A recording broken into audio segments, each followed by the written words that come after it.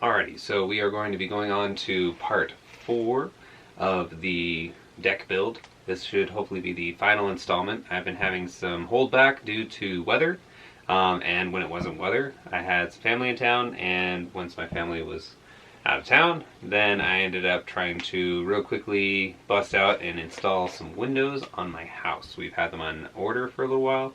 They came in right before family did, and we let it sit off to the side behind our house for a bit. But having that much kind of just equity sitting out there was kind of terrifying to think about as a homeowner. So I went through as fast as I could and got almost all those installed. I'm down to the last two.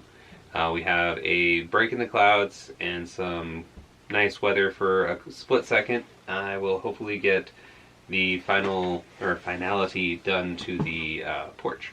So all that is left for it is to do the trim piece around the tree, and then I'm going to go through and sand, clean up, and do the final deck covering for the step. And I'm going to also mount up some little stops on it. Nothing too crazy, just so that way the step doesn't have a chance to move. There's been one or two times where it's rolled on us a little bit and kind of spooked us, and we've also had it roll almost completely, and our dogs have biffed it pretty hard. So I want to make sure that's not only up to snuff and looking good with the rest of the porch, but I also want to make sure that it is safe and secure for humans and animals. So we're going to go through, do that, and this will be the final installment or final part of the $120 porch. So hopefully you enjoy, and without further ado, let's knock out this last little bit that's been on the back burner for far too long.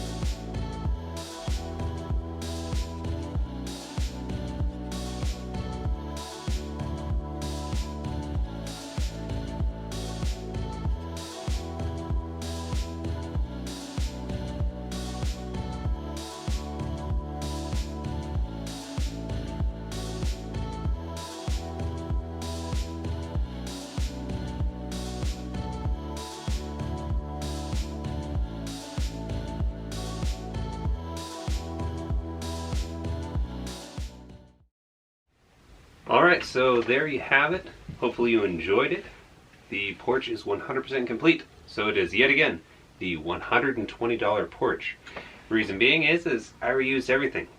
The actual step was from a prior deck that was on the property to begin with that was degrading and fall apart in parts and pieces of it, so I took the good boards out and that became the new step for the old porch. I took that same said step and put it on the new porch temporarily, but I ended up liking it enough that, as you saw, I just sanded it down and it had a really nice rich kind of reddish tone that actually still carried through over that really thick, almost kind of like Elmer's glue Valspar.